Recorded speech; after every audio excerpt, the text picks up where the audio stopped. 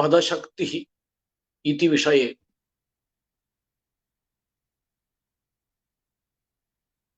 किंचित दर्शनकाराणाम् अभिप्रायं निवेदयामः। भवन्तः जानन्त्येव यत् शब्दात् अर्थं प्रत्येमे इति सर्वेषाम् अनुभवः अस्ति इति। शब्दः अर्थं कथं प्रत्यायति इत्यत्र दार्शनिकानां मध्ये महान् विचारः वर्तते।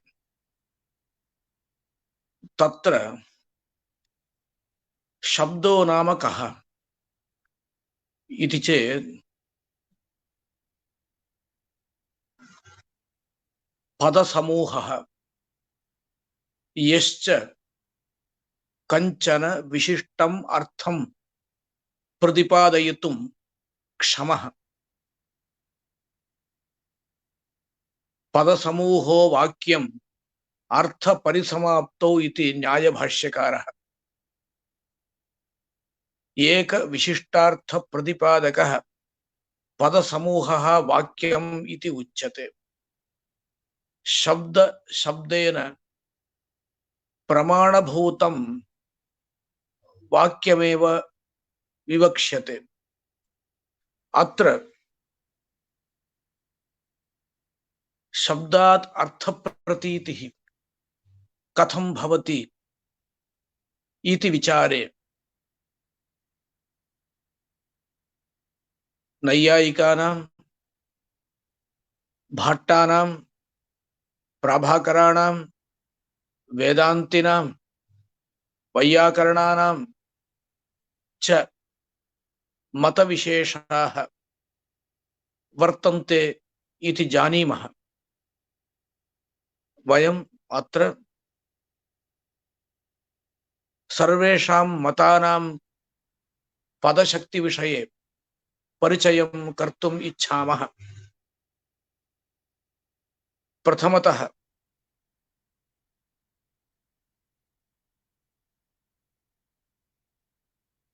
मीमांसकानां मतं पश्यामः। मीमांसकाः भाट्टाः प्राभाकराश्च इति प्रसिद्धाः द्विविधाः भवन्ति। तत्र जैमिनीयं सूत्रं वर्तते प्रथमाध्याये प्रथमपादे। पंचमं सूत्रम् औत्पत्तिकस्तु शब्दस्यार्थेन संबन्धः तस्य ज्ञानम् उपदेशः अव्यतिरेकश्च अर्थे अनुपलब्धे तत्प्रमाणं बादरायणस्य अनपेक्षत्वादिति सूत्रम्। तत्र औत्पत्तिकस्तु शब्दस्यार्थेन संबन्धः इति अंशं वयम् अत्र विवृणुमः। वाक्यं नाम पदसमूहः। एकैकं पदमपि एकम् अर्थम् अभिदधाति, कदाचित् लक्षणया प्रतिपादयति। तदनन्तरं एते पदार्थाः मिथः संसृष्टाः भवन्ति।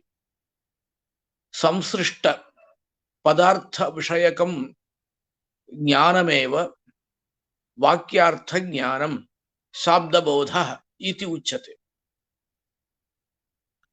आह च भगवान् शबरस्वामी भाष्यकारः सामान्यं पदार्थः विशेषो वाक्यार्थः इति। रामः ग्रामं गच्छति इति वाक्यं शृणुमश्चेत् तत्र रामपदमस्ति, प्रत्ययः अस्ति, ग्रामपदमस्ति, प्रत्ययः द्वितीया विभक्तिः वर्तते, गमुधातुः वर्तते, लकारः तत्स्थाने आदेशः ति इति वर्तते। एतेषां पदानाम् एकैकः अर्थः वर्तते। एते अर्थाः यदा परस्परं संसृष्टाः भवन्ति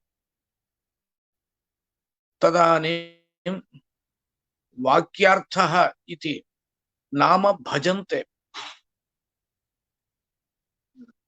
सामान्यं पदार्थः विशेषो वाक्यार्थः इत्युक्तं किल, तस्य अभिप्रायः कः इति साररूपेण वदामि। रामः ग्रामं गच्छति इत्यत्र रामपदेन सर्वेपि रामाः लभ्यन्ते, बोध्यन्ते। ग्रामपदेन सर्वेपि ग्रामाः अविशेषात् ज्ञायन्ते। गमनं तावत् अविशेषेण सर्वविधं सर्वकर्मकं सर्वकर्तृकं ज्ञायते। रामः ग्रामं गच्छति इत्युक्तौ रामकर्तृकं ग्रामकर्मकं गमनमिति गमनविशेषः ज्ञायते। तत्र रामोऽपि ग्रामकर्मकगमनाश्रयः एव ज्ञायते। ग्रामोऽपि रामकर्तृकगमनकर्मीभूतः एव ज्ञायते। एवञ्च सामान्यं पदार्थः विशेषो वाक्यार्थः इति अनेन प्रतीयते। अत्र पदार्थाः एव वाक्यार्थज्ञानं प्रति करणम् इति तद्भूतानां क्रियार्थेन समाम्नायः अर्थस्य तन्निमित्तत्वात् इति सूत्रे उक्तमस्ति। पदार्थाः वाक्यार्थज्ञानं प्रति करणम्।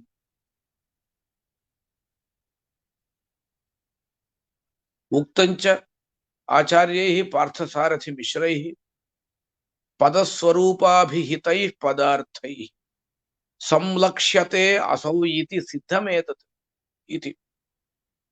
वाक्यार्थो लक्ष्यमाणो हि इति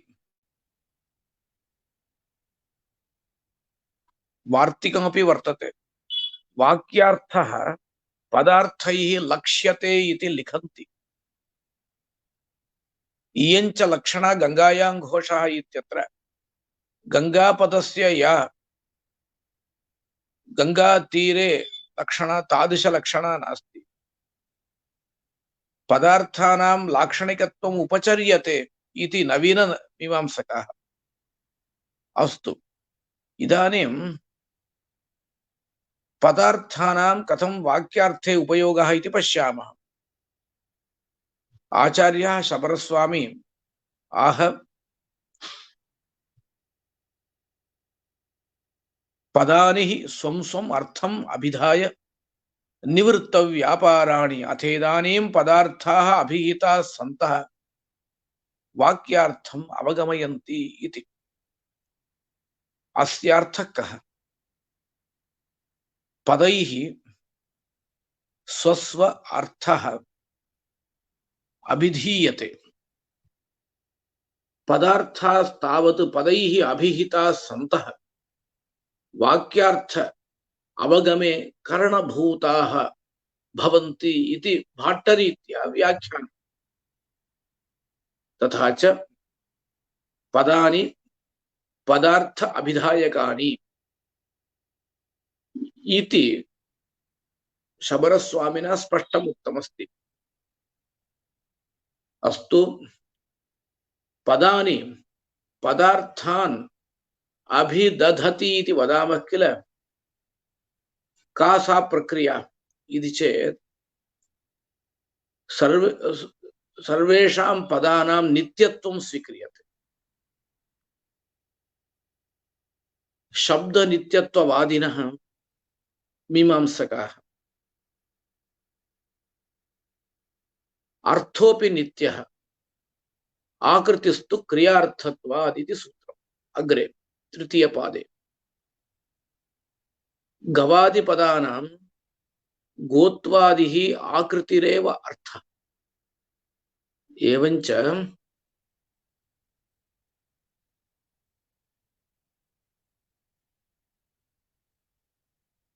गोपदात् नित्यात् नित्य गवाकृतिः अभिधीयते इति सिद्धान्तः फलति। कथम् अभिधीयते? गोपदे श्रुते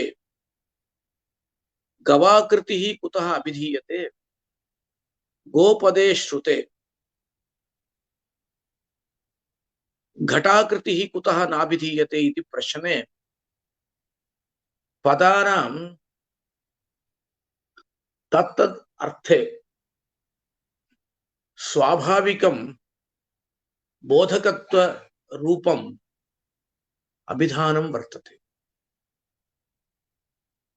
अभिधानं नाम अभिधा शक्तिः वर्तते।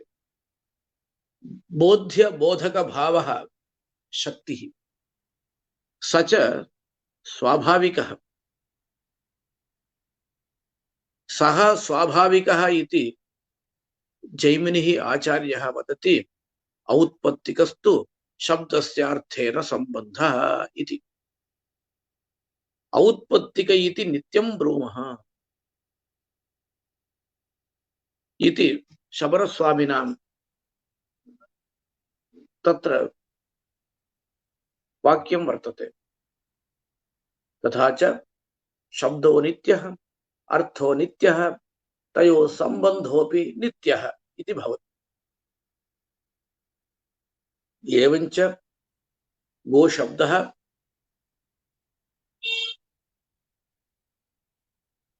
स्वभावतया गो शब्दः स्वभावतः गोत्वबोधकः इति तेषां मतम्। तत्र कश्चन प्रश्नः क्रियते। गो शब्दस्य गोत्वे शक्तिः इत्युक्तौ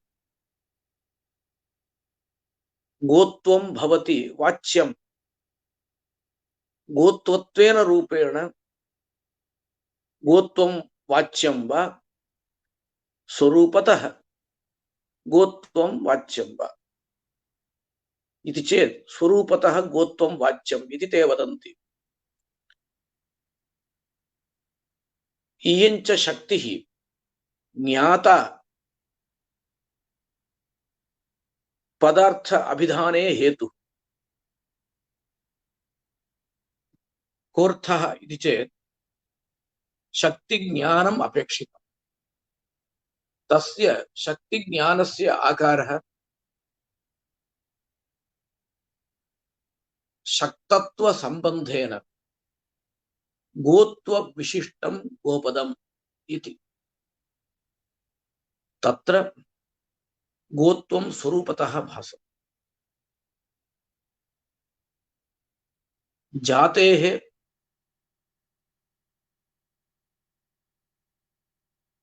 उल्लेखे सति स्वरूपतः भानं भवति वा इति चेत् विशेष्यतया जातिः उल्लिख्यते चेदेव जातिः किंचित् रूपेण भासते इति नियमः। अत्र गोत्वं विशेषणतया भाति।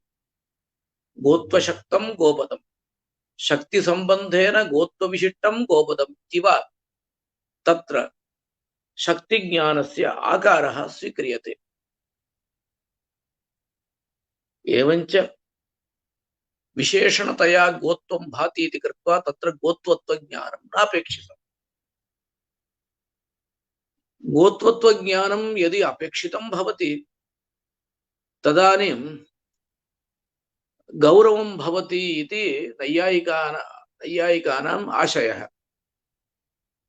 गोत्वत्वं नाम सकल गोवृत्तित्व विशिष्टं गवेतर अवृत्तित्वं।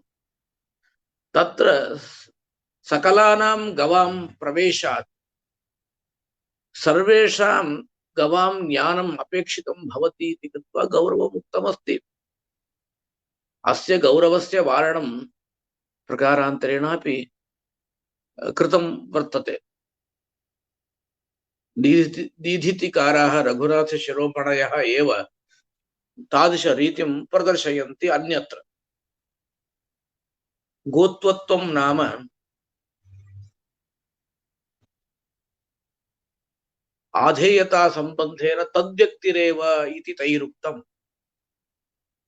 इदञ्च वेदान्तिभिः अनूदितमपि वर्तते।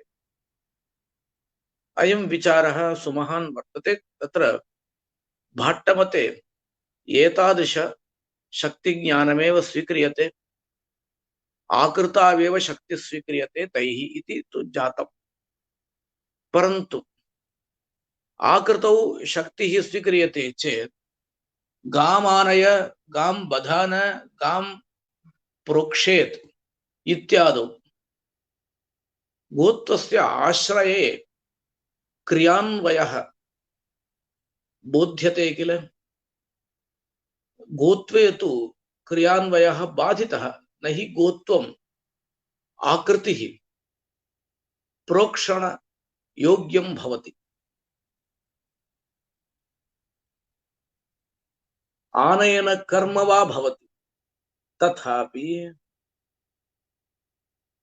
गोत्वे शक्तिः स्वीक्रियते चेदपि गोत्वाश्रयस्य ज्ञानं लक्षणया भवति इति मंडनमिश्राः खण्डदेवाचार्याश्च प्राचीनास्तावत् आक्षेपाद् व्यक्तिप्रतीतिः इत्युक्तम्। प्राचीनाश्च पार्थसारथिमिश्रादयः अनुमानात् आश्रयस्य प्रतीतिः इत्यपि वदन्ति। एवञ्च गोत्वे शक्तिः तदाश्रयः अर्थापत्य अनुमानात् लक्षणया वा ज्ञायते इति भाट्टानां स्थितिः। अत्र विस्तरः ग्रन्थेषु द्रष्टव्यः। तत्र सहस्राधिकपक्षाः वार्तिके प्रपञ्चिताः सन्ति इति उक्तम्। व्यक्तौ शक्तिर्वा, जातिविशिष्टव्यक्तौ शक्तिर्वा, केवल जातौ शक्तिर्वा, जातिः आकृतिश्च परस्परं भिन्ने वा न वा इत्यादिकं विचारितं वर्तते। वार्तिकस्य परिशीलने तत्र संस्थानं जातिश्च परस्परं भिन्ने इति ज्ञायते। एवं संक्षेपेण भाट्टानां मतम् उक्तमस्ति। इदमेव सूत्रं व्याचख्युः प्राभाकराः औत्पत्तिकस्तु शब्दस्य अर्थेन सम्बन्धः इति। तत्र भाष्यं पदानि स्वं स्वम् अर्थम् अभिधाय इति। तस्य अर्थवर्णनं प्राभाकराः अन्यथा कुर्वन्ति। ते अन्विताभिधानवादिनः। अन्विताभिधानवादो नाम पदानि हि अन्वितम् अभिदधति। नाम विध्यर्थ निरूपणे अस्माभिरुक्तमेव कार्यं वाक्यार्थः इत्येषां मतम्। सर्वेषां पदानां कार्य अन्वित स्वार्थः अर्थः स एव वाक्यार्थः। यजेत स्वर्गकामः इत्यत्र कार्यान्वित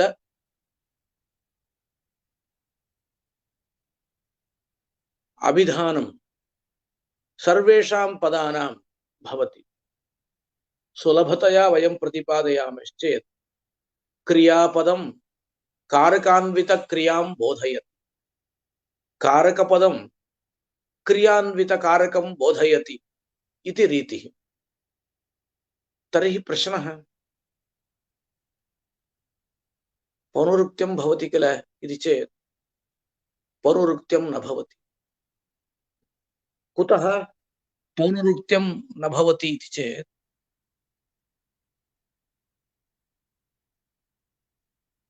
विशेषण विशेष्य भावः भिन्नः। क्रियान्वित कारकं प्रतिपादयति कारकपदं, कारकान्वित क्रियां प्रतिपादयति क्रियापदम् इति। अपि च एवमपि वदन्ति सामान्यतः क्रिया अन्वित कारक विशेषः कारकपदेन प्रतिपाद्यते। सामान्यतः कारकान्वित क्रिया विशेषः क्रियापदेन प्रतिपाद्यते, अतः तावत् पौनरुक्त्यं नास्ति इत्यपि उच्यते। वस्तुतः तेषां पक्षे सामान्यतः इतरान्वित इति तु सिद्धान्ते न स्वीक्रियते। अन्विताभिधानस्यैव भङ्गापत्तिः। तथा सति सर्वैः पदैः प्रथमतः अन्विताभिधानं स्वीकर्तव्यं, तदनन्तरं तत्तत् पदार्थ विशेष अन्वित पदार्थ विशेषाः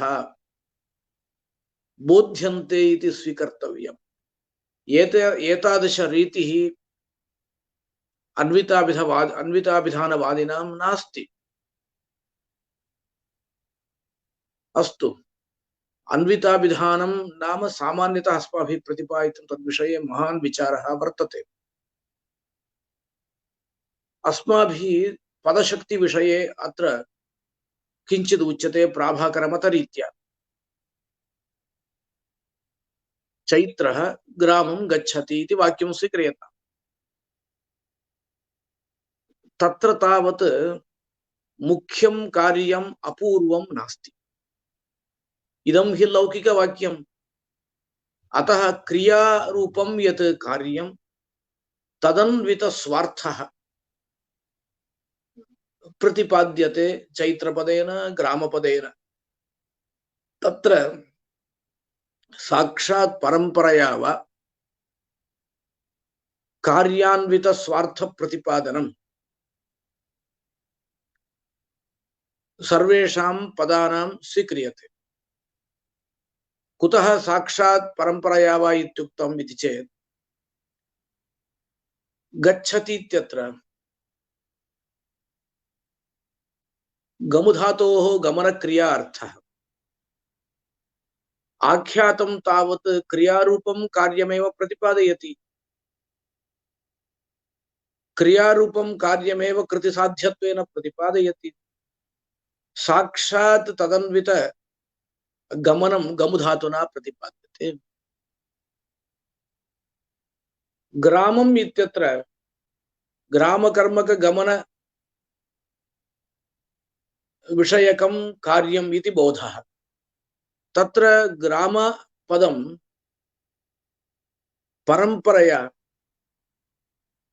क्रिया कार्यान्वित स्वार्थं बोधयति। एवमेव तत्र तत्र वैलक्षण्यम् अस्माभिः अवगन्तव्यम्। अस्तु, तर्हि पदानां एतादृश अन्विताभिधानं यदस्ति तदेव पदशक्तिः इत्युच्यते वा इति चेत् न। पदानां स्मारकत्वरूपा काचन शक्तिरस्ति।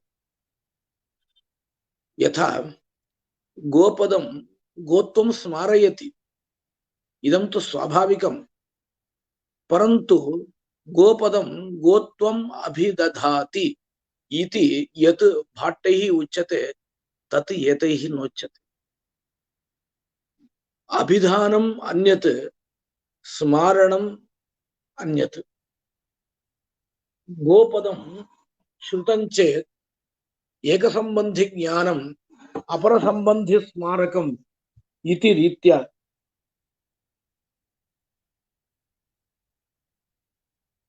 गोत्वस्य स्मरणं भवति। इदञ्च स्मरणं यदा भवति तदानीं व्यक्तेरपि स्मरणं भवति। व्यक्तेः स्मरणार्थं लक्षणा वा अर्थापत्तिर्वा अनुमानं वा न आश्रयणीय न आश्रयणीयम् कुतः इति चेत् उदाहरणं पश्यामः। हस्तिपकयोः सम्बद्धयोः दर्शनं जातम्। अनन्तरम् एकत्र हस्तिपकमात्रं दृष्टम्। तदानीं हस्तिनः स्मरणं जायते। इदं तु प्रसिद्धम्।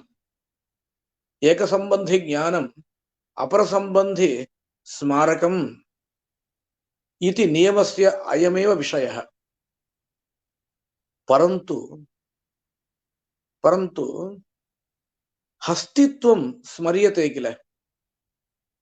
न हि एकसम्बन्धि ज्ञानम् अपरसम्बन्धि स्मारकम् इत्यत्र सम्बद्धतया यथा हस्ती दृष्टः तथा हस्तित्वं दृष्टम्। तथापि हस्तित्वं स्मर्यते अस्तिनि सम्बद्धत्वात् अस्तिनि वर्तमानत्वात्। तद्वत् गोपदयोः एकसम्बन्धि ज्ञानम् अपरसम्बन्धि स्मारकम् इति रीत्या सम्बन्धवत्वात् गोत्वस्य ज्ञानं गोपदे ज्ञाते यथा भवति तथा गोत्वाश्रयस्य अपि असम्बद्धस्य ज्ञानं भवति इति प्राभाकराणां स्थितिः।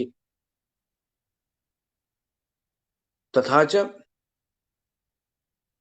चैत्रः ग्रामं गच्छति इत्यत्र प्रथमतः पदैः अर्थाः स्मर्यन्ते, अनन्तरं तान्येव पदानि अन्विताभिधायीनि भवन्ति। एवं विशेषः।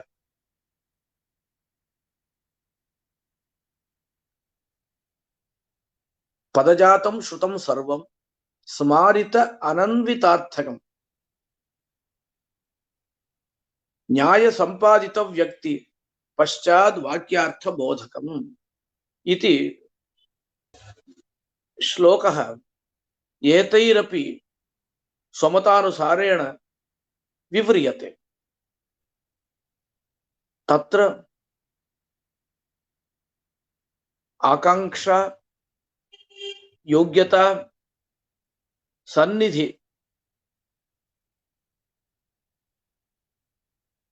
वतः स्वार्थान्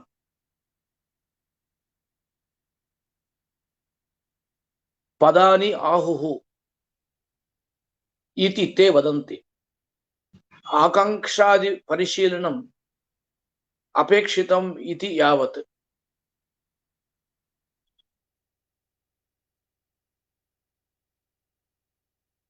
एवं प्राभाकर मते अन्विताभिधानं स्वीकृतम्।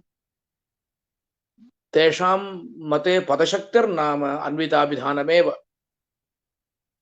तर्हि भाष्यस्य कथं समन्वयः इति प्रश्नः। अथेदानीं पदार्थाः अभिहिताः सन्तः वाक्यार्थम् अवगमयन्ति इति भाष्य वचनं। तत्र पदार्थ करणकत्वं वाक्यार्थ अवगमे स्पष्टम् अभिहितं किल भाष्यकारेण इति चेत् तत्र वदन्ति तथा नास्ति। पदार्थाः अभिहिताः सन्तः वाक्यार्थम् अवगमयन्ति इत्यस्ति किल, तत्र एवं अर्थवर्णनं कर्तव्यम्। पदानि हि स्वं स्वम् अर्थम् अभिधाय इति पूर्ववाक्यम्। पदानि स्वं स्वम् अन्वितम् अर्थम् अभिधाय निवृत्त व्यापाराणि इति अन्विताभिधानं प्रथमवाक्ये एव प्रतिपाद्यते। अथेदानीं पदार्थाः अभिहिताः सन्तः पदार्थाः अन्वित पदार्थाः अभिहिताः सन्तः वाक्यार्थम् अवगमयन्ति इत्युक्तौ पदार्थाः अन्विताः अभिहिताः एव वाक्यार्थः भवति। अत्र तु वाक्यार्थ अवगमकत्वे अन्विताभिधानं प्रयोजकम् इत्युच्यते। अन्विताभिधानमेव वाक्यार्थ अवगमः इति यावत्। एवञ्च पदार्थापेक्षया वाक्यार्थः भिन्नः नास्ति इति तेषां तत्र भाष्य विवरणं वर्तते। अस्मिन् विषये बहु पराक्रान्तं प्राचीनैः तत्र अन्विताभिधानवादः इत्युच्यते। प्राभाकरैः भाट्टानाम् अभिहितान्वयवादः इति। अभिहिताः पदार्थाः वाक्यार्थम् अवगमयन्ति इति तत्र विस्तरेण आकरग्रन्थेषु भाट्टकौस्तुभे च उक्तं वर्तते। इतः परं वैयाकरणानां मतं पश्यामः। वैयाकरणास्तु बुद्धिसिद्धं तत् असत् इति न्यायसूत्रं प्रमाणीकुर्वन्तः बौद्धपदार्थमेव स्वीकुर्वन्ति। तेषां पक्षे पदपदार्थयोः तादात्म्यं स्वीक्रियते। तादात्म्यं नाम भेदसहिष्णुः अभेदः। भर्तृहरि कारिका अत्र प्रमाण। महात्मना भर्तृहरिणा शब्दः अर्थात्मना विवर्तते इत्युक्तम्। तत्र तादात्म्यं नाम भेदसहिष्णुरभेदः इत्युक्तम् अस्माभिः। बुद्धिसिद्धम् इति न्यायसूत्रमपि इदमेव प्रमाणयति। बौद्धपदार्थः अर्थः कश्चन बाह्यः नास्ति इति। अत एव इदं पद्यमपि अत्र योजयितुं शक्यते। शब्द अनुगमादृते कोऽपि पदार्थः न भासते इति हि भर्तृहरिणा उक्तम्। न सोऽस्ति प्रत्ययो लोके इति। एवञ्च पदपदार्थयोः तादात्म्यं स्वाभाविकसम्बन्धः। तादात्म्यनिबन्धनः कश्चन वाचकभावः वर्तते। अयं पक्षः नागेशभट्टैः सम्यक् प्रतिपादितः मञ्जूषायाम्। नागेशभट्टैः महता प्रबन्धेन संकेतरूपा शक्तिः खण्डिता वर्तते। वाच्यवाचकभावः एव तत्र स्वीकृतः। तत्र कानिचन उदाहरणानि अपि दत्तानि। प्रसिद्ध उदाहरणद्वयं वर्तते। हिरण्यपूर्वं कशिपुं प्रचक्षते इति महाकवेः माघस्य प्रयोगः। हिरण्यकशिपुः इति वक्तव्ये हिरण्यपूर्वकः कशिपुः इति कथम् उक्तवान्? न हि तस्मिन् असुरे हिरण्यपूर्वकत्वं वर्तते। शब्दे एव हिरण्यशब्दपूर्वकत्वं वर्तते। अतः शब्दार्थयोः तादात्म्यम् इत्युक्तवान्। रामेति द्व्यक्षरं नाम मानभङ्गः पिनाकिनः इत्यपि तत्र उदाहृतं वर्तते। रामेति द्व्यक्षरं नाम इति शब्दः तत्र उल्लिखितः। एवञ्च शब्दार्थयोः तादात्म्यं तन्निबन्धनः वाच्यवाचकभावः इति नागेशभट्टानाम् अभिप्रायः।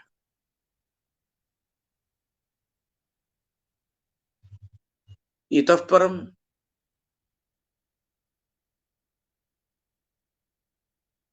अन्येषाम् अभिप्रायः कः इति पश्यामः। वेदान्तिनः सन्ति। वेदान्तिषु अद्वैतवेदान्तिनः व्यवहारे भट्टनयं स्वीकुर्वाणः ते तु अभीतान्वयवादमेव स्वीकुर्वन्ति। अथापि तत्त्वमसि इत्यादौ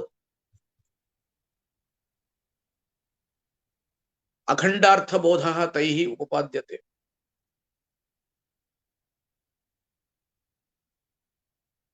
तत् त्वम् इति पदद्वयम् अस्ति। तत्पदं तुम पदञ्च विशिष्टार्थ बोधकं स्वरसतः यद्यपि तथापि तात्पर्यवशात् विशेषणस्य त्यागः क्रियते।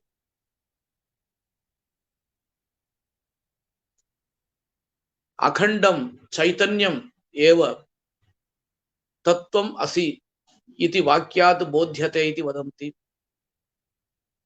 तत्र लक्षणा तत्त्वं पदयोः इति एकः पक्षः, लक्षणा नास्ति इत्यपि वदन्ति। परन्तु पक्षद्वयेपि श्रुति तात्पर्यमेव नियामकम् इति स्वीक्रियते। श्रुति तात्पर्यानुरोधेन निर्विशेष चैतन्य मात्रं तत्त्वमसि वाक्यार्थः इत्युच्यते। एवमेव अन्येषां महावाक्यानां रीतिः तैः उपपाद्यते। विशिष्टाद्वैतिनः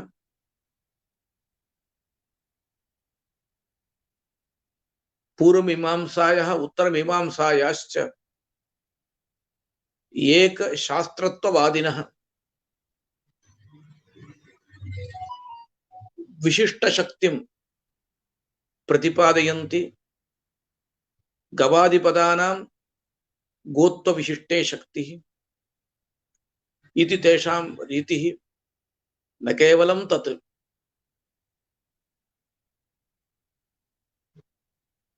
लोके गोत्वे प्रयुज्यमानं पदं गोत्वेन अपृथक् सिद्धं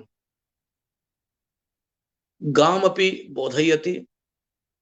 तथैव गोशरीरेण अपृथक् सिद्धः गोजीवः अपि बोध्यते। जीवेन अपृथक् सिद्धः परमात्मापि बोधनीयः इति सर्वेषां पदानां परमात्मनि मुख्या वृत्तिः इति ते वदन्ति। अपृथक् सिद्ध विशेषणवाचिनां शब्दानां विशेष्य पर्यन्तत्वं स्वभावः इति वदन्ति। इयं वृत्तिः अपर्यवसान वृत्तिः इत्युच्यते। सर्वे शब्दाः परमात्म पर्यन्तं वाचकाः। अयञ्च विचारः चराचर व्यपाश्रयस्तु स्यात् तद्व्यपदेशो भाक्तस्तद्भाव भावित्वादिति सूत्रे व्यक्तः। सर्वेषु चेतना चेतन पदार्थेषु भगवान् अंतर्यामितया आत्मतया तिष्ठति इति श्रुतिरे वदति इति तेषां प्रक्रिया आकृतिस्तु क्रियार्थत्वात् इत्यादि सूत्राणि तैः एतदनुसारेण व्याख्यायन्ते। एवं अन्येपि वेदान्तिनः स्वस्वपक्षं प्रतिपादयन्ति। इतः परं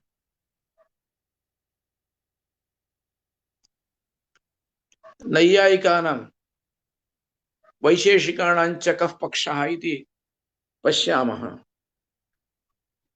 वैशेषिकाः स्पष्टमेव ईश्वरं निरूपयन्ति सूत्रेषु तद्वचनादाम्नायस्य प्रामाण्यमिति सूत्रं वर्तते।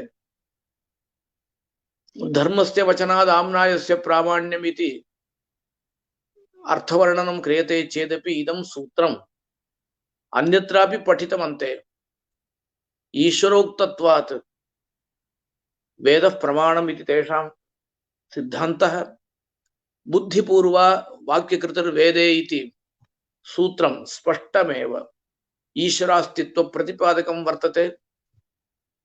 तथा च वैशेषिक मते ईश्वरः अंगीकृतः। किमर्थमिदम् उच्यते इति चेत् शक्तिः पदपदार्थयोः सम्बन्धः, सा च शक्तिः ईश्वर संकेत रूपा। ईश्वर संकेत रूपा सा शक्तिः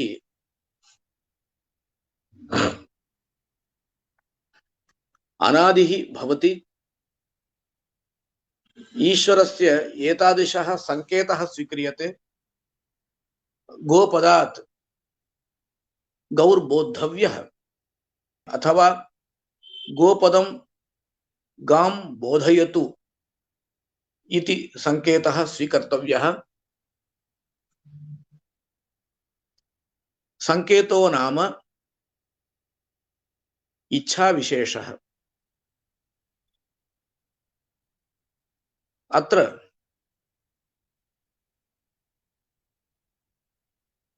प्रक्रिया एवं वर्तते।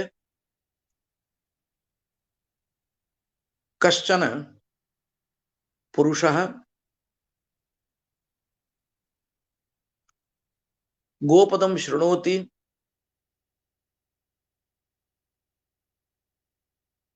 तस्य गोपदस्य गवि भगवत् संकेत रूपा शक्तिः अस्ति इति ज्ञातं वर्तते।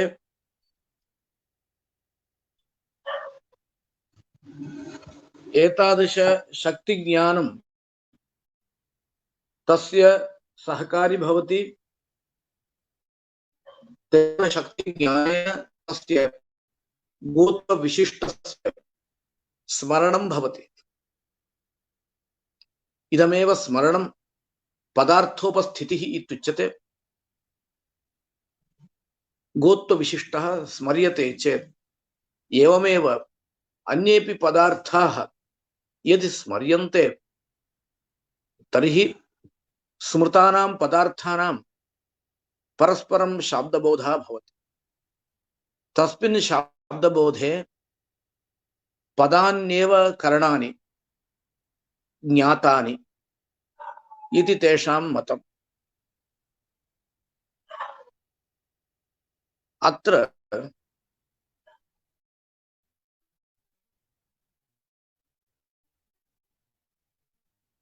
भगवतः संकेतः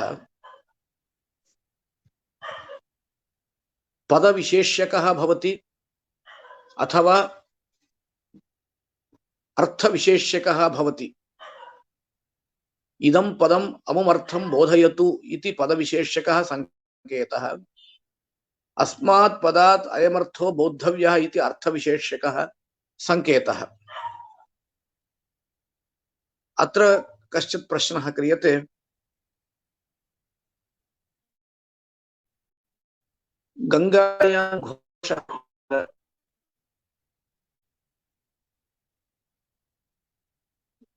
गंगापदात् गंगातीरं बोध्यते लक्षणया। भगवतः इच्छां विना तथा बोधः न भवति। गंगापदं तीरं बोधयतु इति भगवतः इच्छा अपेक्षिता। तर्हि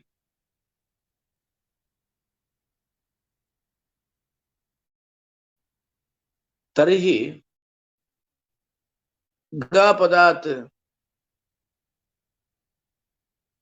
तीरबोधः यः भवति सोऽपि शक्त्या एव भवतु। तत्रापि भगवतः संकेतः भवति किल इति। अत्र समाधानम् उच्यते।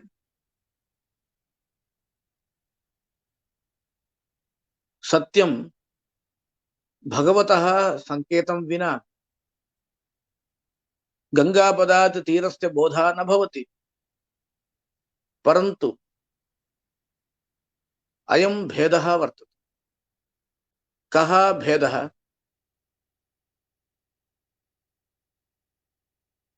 गंगापदात् प्रवाहः बोद्धव्यः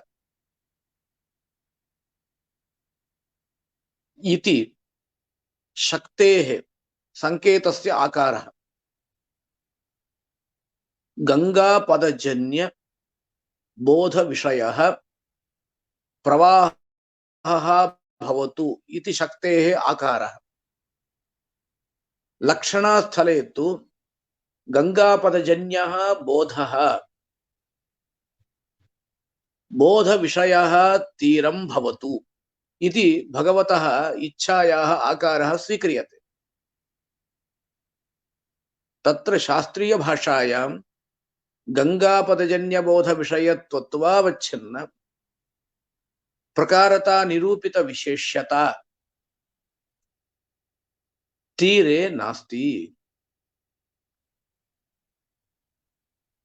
गंगापदजन्यत्व प्रकारता निरूपिता बोध विशेष्यता एका, बोध विषयत्वनिष्ठ प्रकारता निरूपिता तीरनिष्ठ विशेष्यता अपरा इति तत्र उच्यते।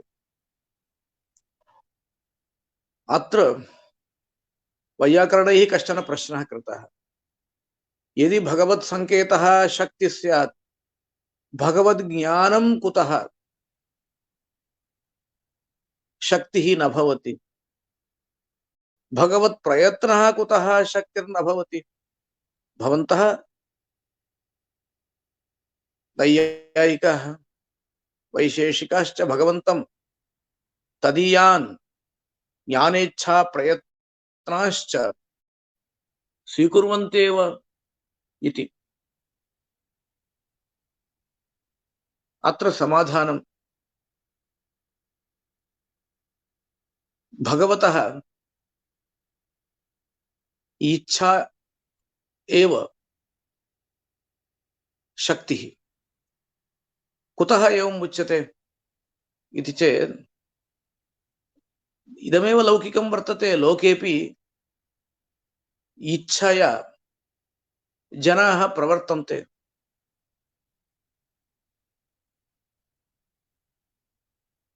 इदं कर्तव्यम् इदं न कर्तव्यम् इति अन्यस्य इच्छया हि प्रवृत्ति निवृत्ति दृश्यते।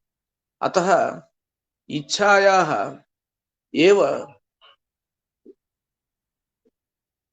शक्तिरूपत्वं स्वीकर्तव्यम्। अन्यः कश्चन प्रश्नः, इच्छा तावत्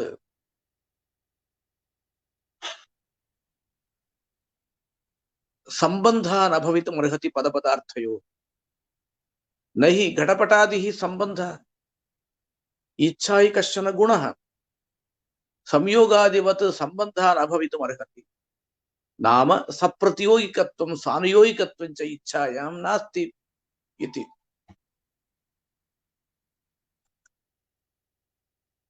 संयोगः इत्युक्तौ कस्य संयोगः, कस्मिन् संयोगः इति प्रश्नः भवति। तथा इच्छायां तावत् कस्य विषये इच्छा, किन्निष्ठा इच्छा इत्येव प्रश्नः भवति। संबंधो हि संबंधिभ्यां भिन्नः द्विष्ठः इति हि वक्तव्यम् इति प्रश्नः। तत्र समाधानं सत्यम्। अस्माभिः इच्छा संबन्धः नोच्यते। स्वजन्य बोध विषयत्व प्रकारता निरूपित इच्छीय विशेष्यता अर्थे पदस्य संबंधः। तत्र घटकीभूतं यत् जन्यत्वं तत् ससंबन्धिकमेव वर्तते। तस्मिन् जन्यत्वे पदनिरूपितत्वम् अन्वेति। अतः केवल इच्छायाः सम्बन्धत्वं नोच्यते इति दोषः नास्ति। एवमादयः प्रश्नाः तत्र विचाराश्च सन्ति। अत्र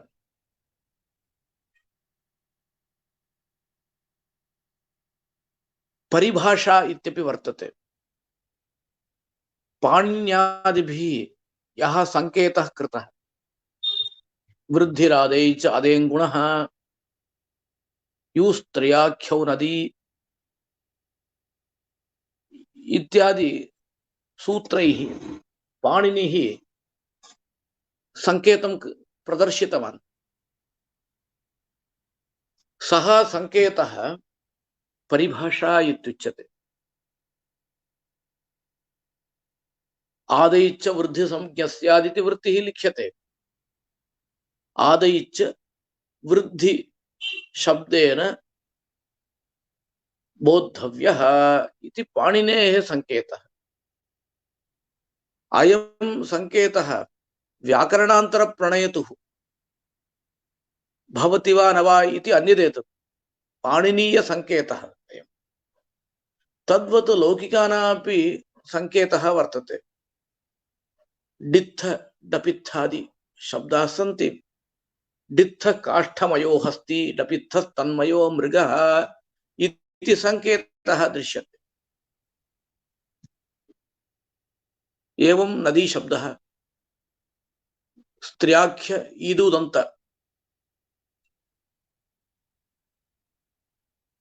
शब्दे नदी शब्दः प्रयुज्यते। नित्य स्त्रीलिंगः ईदुदन्त शब्दः नदी शब्देन बोद्धव्यः इति पाणिनेः संकेतः। एवं टी घू भम इत्यादिकं द्रष्टव्यम्।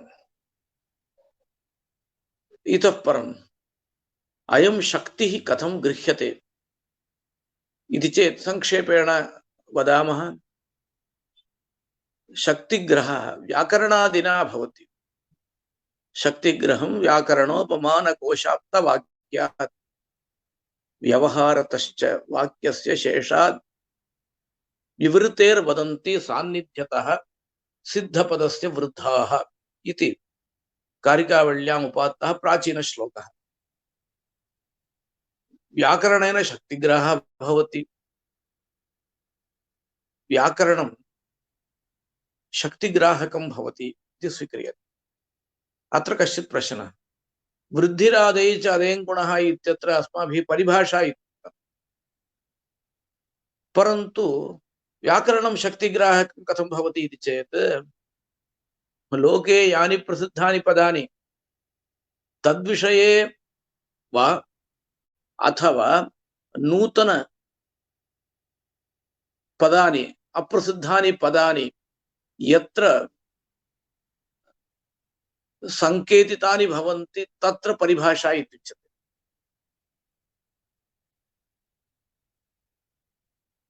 कर्तरिकृत इति सूत्रमस्ति। कृत् प्रत्ययस्य कर्ता अर्थः इत्युच्यते। करणाधिकरणयोश्च इति सूत्रमस्ति। तत्र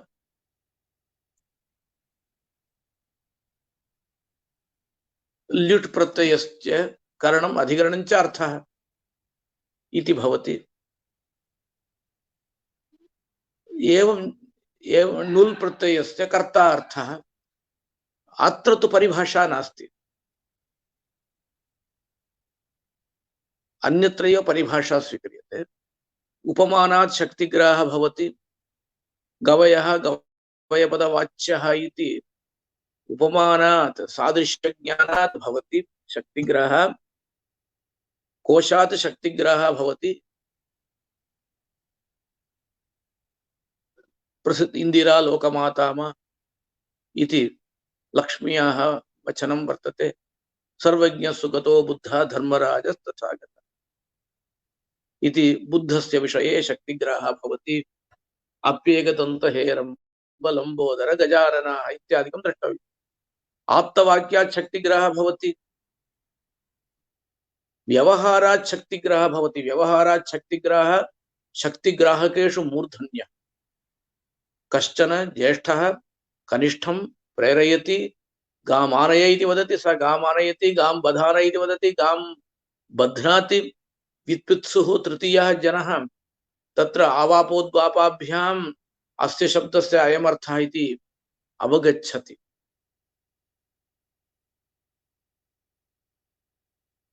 इदं तावत् प्राभाकरमते अत्यन्तं प्रसिद्धम्, अन्येषु मतेषु अपि प्रसिद्धं वर्तते।